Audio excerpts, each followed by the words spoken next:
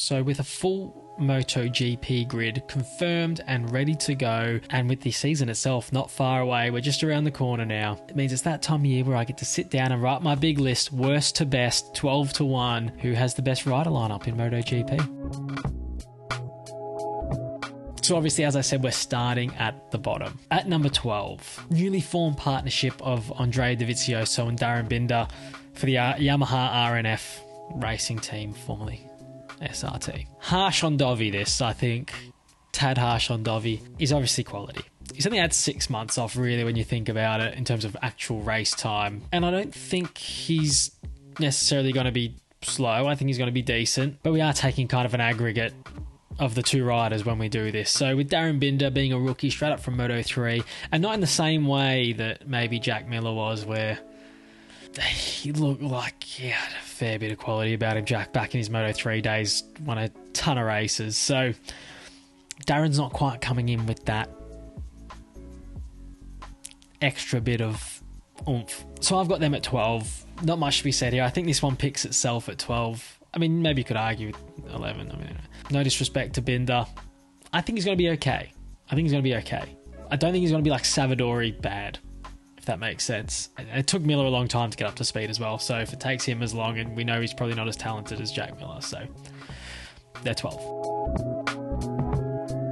I've thrown LCR Honda in here at 11. I mean, tough between these sort of bottom 2 or 3, right? Takanaka, who I do quite like, he sort of, in the absence of Marquez in that first season, it was 2020 when Marquez was out, he actually flew the flag for Honda a bit. But just, I think for now, the fact that he hasn't cracked that podium yet, the inconsistency is an issue, though he does show pace at times. And and if Ayagura shows a bit of form this year in Moto2, it could be his last season in MotoGP, as much as I wouldn't like to see that, but, you know, sorry guys. And Alex Marquez, probably the same issues, inconsistent, oftentimes not as quick as Nakagami, so yeah, they're at 11. I mean, doesn't feel that exciting, this team. Luca Marini was good again last year without being great. Bastianini showed him up a bit, and Marco Bezzecchi is not as exciting a prospect to bring up based on last year's Moto2 compared to sort of your Gardners and Fernandez's. So, but I do think Marini will improve, and I do think Bezzecchi has quality. I think he genuinely has quality, and I think he will be good this year. So I've got them at 10, above the LCR Honda pair. Now this is where I think it starts to get a little bit tricky at 9. I've thrown the Tech3 KTM team in there. And yes, my French is excellent, thank you.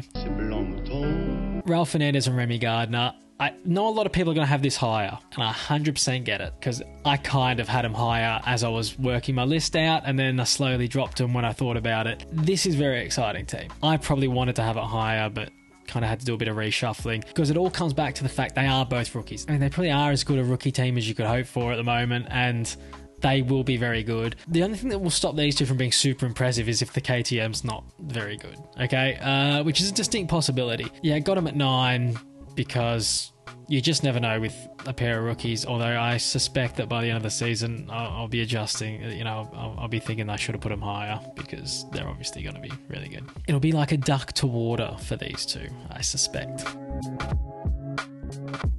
At 8, and this is where the one that I had issue with my Tech3 one. At 8, I've got Honda Gresini.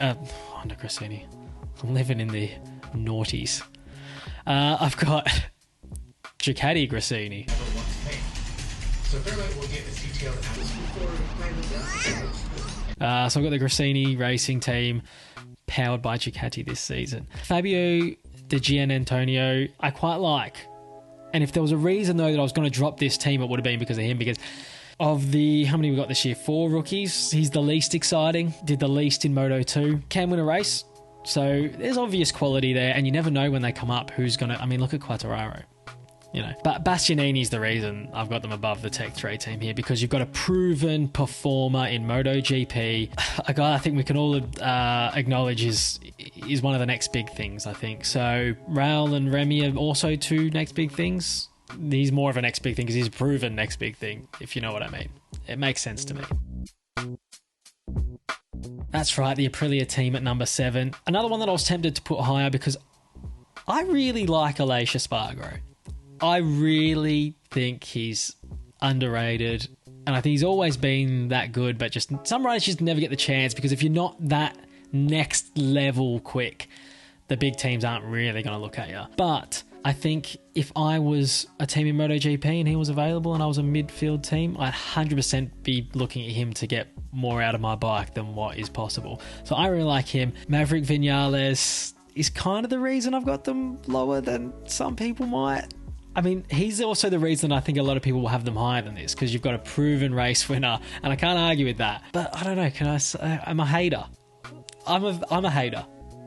I know, don't hate the player, hate the game, all that stuff. And not that I hate him personally. He seems like a very nice man. Very nice guy. But as an on-track asset, I just don't think I'd go there if I was a team owner or whatever. Just too many issues. He just complained. Anyway, they're at 7. I'm not going to heap shit on Vinales. He's obviously fast, and he could just come out this year and be awesome. But I don't think he will. At 6 now, I've got the Red Bull KTM team, the factory KTM team, Brad Binder and Oliveira. And I think with these two, the only reason they've kind of seemed like they've maybe have underperformed a little bit over the last 12 months is because the bike's been so inconsistent. I don't even think KTM know what's going on with that bike. They turn up to some tracks and they're the fastest. They turn up to others and they just can't do anything. Where does that leave them? I think this is 2 super talents. I think 2 years ago, we were looking at these two like the way we're looking at Raul Fernandez and Remy Gardner now. Yeah, I've got them at 6. I haven't lost faith in this partnership. I think KTM is an excellent stable of riders at the moment. Number 6 for these two lads. At 5, I've got a world champion team and rider combination of the Suzuki Ecstar factory team. A lot of people, again, will have these guys high. You've got a world champion in there. I get that. But you've got a world champion who's really good at coming third a lot. And you've got a guy who's quicker than him that likes to crash a lot. Where does that leave us? 5th. Not much else to say. I think we know what we're going to get. I think the only way we don't know what we're going to get is if Rins turns his form around, because he's the one that has the potential to be a little bit quicker. I don't think you're ever going to get more speed out of Mir than what you're getting. And nothing wrong with that. He's quick. He'll have days where he rides that pace and it will be good enough to win the race, or a guy will go down in front of him or whatever, and he might pick up a couple of wins. I think if he genuinely has to outpace anyone, he's probably not going to do it, like a Quartararo or a Marquez or whatever.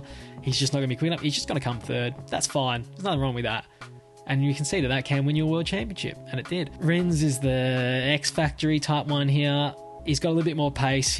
He knows he can win races one-on-one in that situation, but can he push it that hard and stay on it? I mean, I don't know. Rins really stung me last year after I thought he was going to win the title. I've been soured by his season, so they're at 5. At number 4, it's your Repsol Honda pairing of Marquez and Espargaro. Again, you could almost just base this on Marquez and rank it right up the thing, but it's an aggregate of the two. And Pole, again, while he is very good, I think he's under pressure this year to keep that ride. And I actually think Repsol Honda might be looking elsewhere. Obviously, a lot of issues there with the bike's a little bit difficult to ride, but I think I still have faith in him. I've still got them at number 4 in my list. Maybe he'll come good. I mean, I don't know. Hopefully for him. I mean, I like the Espargaro brothers, and Marquez is quick as shit, so he's quite good. At number 3 now, this is one where I moved up and down the rankings a load of times when I was trying to figure out where I was going to put everyone. It's the Pramac Ducati team. Again, another one of those ones where a lot of people will look at this and see the potential of Jorge Martin and the obvious quality of Johann Zarco, and just be like, send him higher. Others that might think, still a little unproven, you might want them behind, say a Mir and a Rins. I don't know. I think this is an exciting team. This is a quality partnership. And I mean, you've got an experienced guy there, admittedly one who hasn't won anything in MotoGP. He's obviously won in Moto2, in Zarco. Experienced, reliable, quick, yeah. And then you've got your young gun, the next big thing, Jorge Martin, eyeing off a factory ride already at the start of the season, he's putting pressure on the factory riders. I really like this team. I think Pramac are stoked with what they've got here, and I would be too. And speaking of the factory team, let's see who's at number 2. At number 2, I do have the Ducati pairing of Pecco Bagnaia and Jack Miller. I've got them ahead of the other two because Pecco showed so much quality, be the title contender of last season, and he will go into this season almost the favourite. Ducati being, or looking like it's going to be as good as it is. And then Jack Miller, the only thing missing is the consistency. The only thing missing is the consistency. That odd race where he drops to for sort of 5th or 6th or 7th somehow and doesn't finish on the podium when he should. The crashes when he could easily just bank his points. If he sorts that out, I mean, he's still won 2 races last year. All it is those 3-4 races where you binned it or you ended up dropping to like 8th. Sort those out. You're a title challenger as well. So I've still got faith in this team, and obviously being Australian, I'm always going to be biased towards Jack Miller because I bloody love him. I think this is almost the best partnership on the grid. And that's right. That means that your number 1 partnership, your number 1 lineup, your number 1 team is the factory Yamaha team of Quartararo and Morbidelli. Now, if this Yamaha has made some improvements, we do expect that Ducati's kind of gone past them now, and perhaps, you know, Honda showing improvements and stuff as well towards the end of the season. How good's this bike going to be, right? That's the test for this team, because there's no question that they've probably got the two of the best riders on the grid. Now, I'm writing off Morbidelli last season, the injuries and all that, got stuck with a 2-year-old bike, and it just wasn't fair. Yeah, and I genuinely think Morbidelli is going to be a title contender this year. Like I said, if Fabio is going to be a title contender, if the bike's good enough, then I think Franco will be a title contender. I mean, last time they went head-to-head as teammates, Morbidelli came out on top, and not just looking at that, obviously, Quartararo, the only reason was because he had that little bit of a brain snap towards the end of the season and you know, all that stuff, and ended up throwing his title chance away pretty much. But good head on his shoulders, this guy. I like when, you know, when he speaks to the media and all that stuff. I mean, aside from his riding, very well spoken and eloquent the way he speaks. So I really like him. I still think he's better than Pecco, but that's just me. And Fabio's absolute quality. Can he go back to back? We'll see when I do my season prediction video. But that's it, everyone. There's your 12 teams lineups, ranked 12 to 1, worst to best, shittest to not shittest, and all that stuff. Let me know what you think. What order do you have them in? Jump in the comments. Let me know. Obviously, all subjective, and there's a few that even I'm still questioning about. But, you know, a lot of them you can just throw a blanket over them. I mean, the whole mid section there where I've got them, you know, 9, 8, 7, 6, 5, 4, 3 even. And that's it. Next video is going to be the season predictions video, guys, so look out for that one. And we will see you on the next one.